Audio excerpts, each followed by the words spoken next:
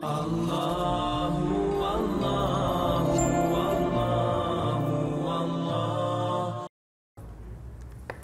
pernah melakukan zina dan minum minuman keras. Bagaimana dengan amal ibadah yang saya lakukan saat ini, dan bagaimana dengan hukum Islam tentang rajam dan potong tangan dan lain-lain? Apakah saya masih bisa berharap surganya Allah? Mohon nasihatnya Ustaz. Pertama sekali, hukum dalam Islam kisos. Potong tangan, dipenggal lehernya, potong tangan kalau mencuri, dipenggal kalau membunuh, dirajam kalau berzina. Ini berlaku bagi orang yang kepergok. Berlaku bagi orang yang kepergok. Tidak berlaku bagi orang yang antum pernah berzina 5 tahun lalu, sekarang sudah taubat. Lalu antum datang kepada seorang ustadz atau kiai, saya sudah berzina, rajam saya. Bukan begitu. Makanya hadis Bukhari yang menjelaskan, seorang wanita pernah datang kepada Nabi SAW dan berkata, ya Rasulullah, saya sudah berzina dan saya hamil dari zina. Dia buat pengakuan. Apa kata Nabi SAW? Kau lagi hamil, pulanglah, melahirkan anak itu, karena anak itu nggak ada salahnya. Apa kata ulama hadis? Yang dimaksud oleh baginda Nabi SAW, pulang taubat, jangan kau kesini. Kalau tidak kepergok, udahlah, taubat, lindungi, kau berlindung di bawah naungannya Allah.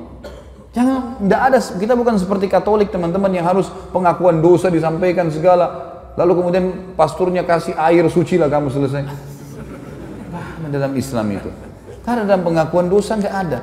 Antum tutupin dosa itu. Kata Nabi SAW dalam hadis Bukhari Muslim, orang yang paling buruk di sisi Allah adalah orang yang sudah Allah tutupi kesalahannya. Dia zina tadi malam nih, Allah tutupi sampai pagi, lalu dia sendiri yang mengekspos kesalahannya. Saya tadi malam, saya begini. Untuk apa? Wanita itu teman-teman pada saat sudah selesai melahirkan 9 bulan, masih kembali, ya Rasulullah, saya sudah melahirkan. Kata Nabi SAW, susui anak ini. Masih ada waktu 2 tahun. Disuruh taubat oleh Nabi SAW, gitu kan?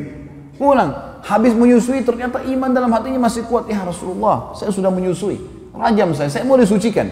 Barulah Nabi SAW mengatakan, baik, keraskan bajunya, kemudian dirajam, gitu kan? Karena dia terus meminta kepada Nabi SAW, tapi awalnya disuruh pergi, gitu kan? Lalu kemudian teman-teman sekalian yang terjadi, waktu lagi dilempar, ada seorang sahabat mengatakan, semoga Allah melaknatmu, kenapa kau berzina? Kata Nabi SAW, jangan kau laknat dia, perempuan ini, demi zat yang ubun-ubunnya Muhammad dalam genggamannya, dia telah bertaubat, kalau dibagi untuk 70 orang penduduk Madinah cukup buat mereka semua masuk surga. Luar biasa orang ini, jangan dia. Ada pernah sahabat mengatakan, ya Rasulullah, saya mencium seorang wanita di pinggir Madinah, asabtul mar'ah. Dalam ulama hadis mengatakan, dia mengatakan, saya sudah menciumnya, saya sudah memeluknya, tapi tidak terjadi perzinahan. Kata Nabi SAW, atusolli ma'ana, apa kau sholat bersama kami berjamaah? Kata dia, iya. Kata Nabi SAW, idhab, pergilah dari sini. Udah, artinya kau taubat, jangan ceritain ke saya, jangan buat pengakuan tuh, nggak usah. Taubat, tutupin aibmu, bertobat kepada Sang Pencipta.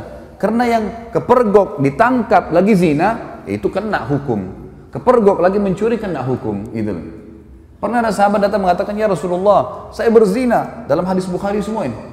Kata Nabi SAW sambil, ini orang lagi berhadap begini, Nabi SAW alihkan ke sana. Mungkin kau hanya menciumnya. Nabi SAW alihkan dia. Mungkin kau, jangan datang ngaku sini, pergi sana taubat, gitu loh. Kata Nabi SAW, mungkin kau hanya menciumnya. Dia datang ke sini, ya Rasulullah, saya telah berzina. Nabi SAW alihkan lagi ke sini, mungkin kau hanya memeluknya, sambil tidak melihat wajahnya orang ini. Dia datang lagi, ya Rasulullah, saya sudah berzina. Nabi SAW balik lagi ke arah kiri, mungkin kau hanya begini dan begitu. Dia datang, ya Rasulullah, saya meletakkan kemaluan saya di kemaluannya, saya sudah berzina, rajam saya. Dia mau sucikan dirinya, maka dia berikan kesaksian buat dirinya. Nabi sudah alihkan, tetap dia mau, ya sudah, ya dirajam. Pada saat lagi dilempar, teman-teman sekalian, ini riwayat Bukhari, lagi dilemparin, sahabat ini rupanya kesakitan, lagi dirajam, lari dia. Ada satu sahabat kejar, diamtam pakai batu, mati, karena dipukul pakai batu, dikejar kan. Kata Nabi SAW, halla taraktumu fayatubu yatubullahu alaih. Tidakkah kalian biarkan aja dia pergi, semoga saja dia taubat dan Allah terima taubatnya. Karena ini shock terapi sebenarnya kan, supaya dia tidak ulangi. Dalam Islam tidak ada teman-teman begitu orang buat mengaku penggal lehernya, ngaku potong tangannya, bukan itu. Ini memang Allah mengatakan, a'udzu minasyaitonir walakum fil qisasi hayatun ya ulil albab. dalam qisas itu ada kemakmuran yang kedua bagi orang-orang yang berakal, dan ini bagi orang yang seperti saya jelaskan tadi teman-teman yang kepergok. Kalau orang sudah taubat, antum melakukan dosa sudah taubat, sudah antara antum dengan Allah, jangan ceritakan. Dan ulama masuk dalam bab masalah menikah, tidak dibenarkan seorang laki-laki bertanya pada istrinya atau istri bertanya pada suaminya, sebelum nikah kau pernah berzina nggak? Ini nggak boleh ditanyain dan tidak boleh dijawab. Yang ditanya nggak boleh jawab. Untuk apa? Baik kalau dia bilang iya saya pernah zina, gimana? Untuk apa nanya? Sekarang depan mata saya ini istri saya, ini suami saya, selesai. Yang saya tahu zahirnya adalah orangnya baik, itu hukum kita. Jangan korek-korek yang kita tidak tahu, nggak usah. Nggak perlu. Nggak usah periksa-periksa HP, ngambil tugasnya malaikat. Lah iya, Allah titip malaikat kiri kanan nggak? Yakin nggak dengan itu? Apa fungsinya? Kiraman katibin kata Allah. Tugasnya nulis. Ngontrol suami kita di mana, istri kita di mana, dia yang nulis. Dan tidak ada yang luput dari penglihatan Allah SWT. Tidak ada dosa yang luput. Jangan repot-repot kita yang sibuk hubungi siapa, bicara sama siapa, habis umur untuk itu. Saya bilang sama istri saya nggak akan periksa HP-mu. Urusan kamu dengan Allah. Saya cuma ingatkan, tapi sesuatu yang salah depan mata saya luruskan. Dan saya tentram hidup dengan cara seperti itu. Gitu kan? Gak usah repot-repot, ada urusan sama Allah, kita selalu ingatkan kepada Allah SWT. Ini gak usah repot-repot, ini sekretaris dua ini luar biasa, gak tidur, gak capek. Ma yalfidhu min qaulin, kata Allah, tidak ada satu kalimat yang terlewat illa ladaihi raqibun atid, kecuali dirakib, dikontrol, diawasi, dicatat semua. Jadi gak ada sesuatu yang membuat harusnya kita melampaui batas, teman-teman sekalian. Jadi seperti itulah hukum syar'i, ya.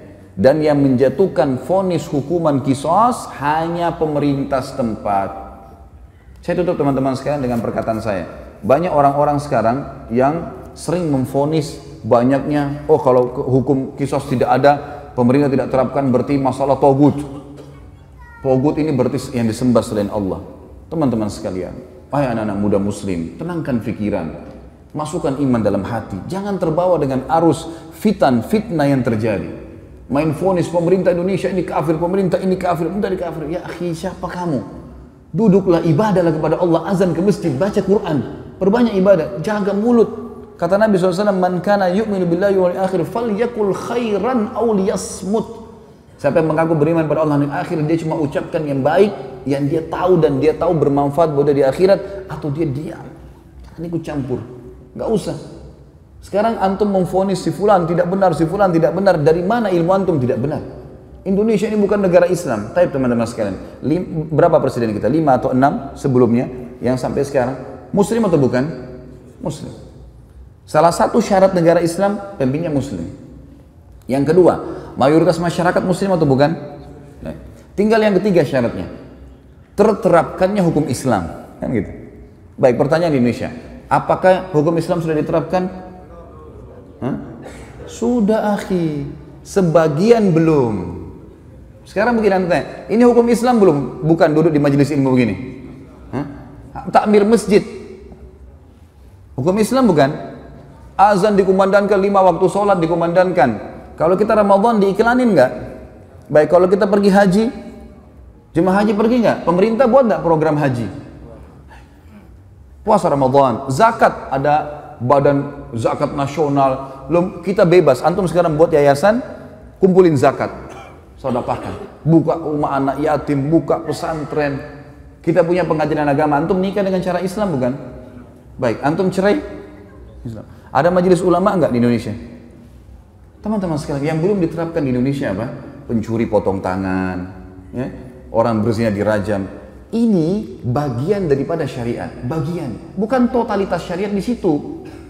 Harus kita tenangkan pikiran dan hati kita, teman-teman. Jangan terbawa cuma emosional dan ilmunya kurang, akhirnya kemana-mana nih, gitu kan? Ban mobil kita kalau bannya lagi kempes, tambah angin saja, jalan. Kita enggak, kempes, buang semua mobilnya. Lah iya, langsung main vonis. Teman-teman, manusia semua bisa berbuat salah, punya kekurangan, gitu kan?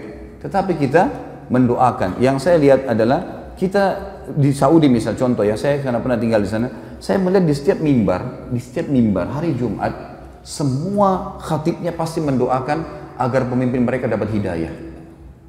Bayangkan kalau kita punya, saya dapat data teman-teman di Jakarta Selatan saja, kita punya 2.200 masjid dan musola. 2.200 masjid dan musola. Ini mungkin sejumlah dengan masjid di negara-negara muslim yang lain yang kecil. Ini baru Jakarta Selatan, kita punya 5 wilayah Jakarta. Ada pusat, ada barat, ada utara, ada timur, ada selatan. Ini kalau 2.000 aja setiap wilayah kita punya 10.000 masjid. Bagaimana kalau seluruh Indonesia? Bagaimana kalau semua orang ini, ya, kalau 10.000 masjid teman-teman berarti ada 10.000 khatib, ya. Kalau kita punya misal seluruh Indonesia anggaplah 5.000, 10.000, 100.000 masjid. Semuanya mendoakan, ya Allah berikan hidayah pemimpin kami. Ya Allah berikan mereka menerapkan Al-Quran dan Sunnah. Ya Allah. Terus kita doakan kebaikan. Masa dari sekian ratus ribu orang mukmin berdoa tidak diterima sama Allah? Daripada kita main vonis, kita main salahkan, comot sana, ganti sini, vonis ini. Kehidupan apa ini gitu? Coba kembali kepada ilmu yang benar teman-teman. Sekali lagi saya mengajak anak muda muslim untuk tenangkan pikiran, jangan terbawa arus, tenangkan hati teman-teman, nuntut ilmu, perbanyak ibadah buat antum sendiri. Mati kalau datang kita nggak bisa lepas, nggak harus antum tua dulu baru meninggal dunia. Maka sibukkan pada hal yang bermanfaat. Allahu alam. Ini tentu saja saya tutup teman-teman sekalian dengan kalimat saya bukan menggurui, saya tidak pernah menyebutkan nama orang, alhamdulillah di majelis saya tidak mau memvonis siapapun salah, tapi kita kembali kepada wahyu Allah subhanahu wa ta'ala sesuai dengan pemahaman para sahabat. Ini adalah hal yang paling tepat. Coba antum kembalikan kepada ini, maka hati kita akan tenang. Oh ternyata Ibnu Abbas, oh ternyata si fulan, oh ternyata si fulan. Ini yang insya Allah kan sudah cukup buat kita. Allahu a'lam. Mohon dimaafkan kalau ada salah tentunya. Dan juga kalau ada benar pasti dari Allah. Kita berdoa kepada Allah Sang Pencipta agar seluruh amal yang pernah kita kerjakan diterima olehnya dengan kemahamurahannya, dan semoga saja semua dosa yang pernah kita kerjakan dimaafkan dan diganti pahala. Juga sisa umur kita semoga diberkahi di harta, di keluarga, di umur, dan juga pekerjaan, serta puncaknya kita diberikan oleh Allah Sang Pencipta masuk surga tanpa hisab.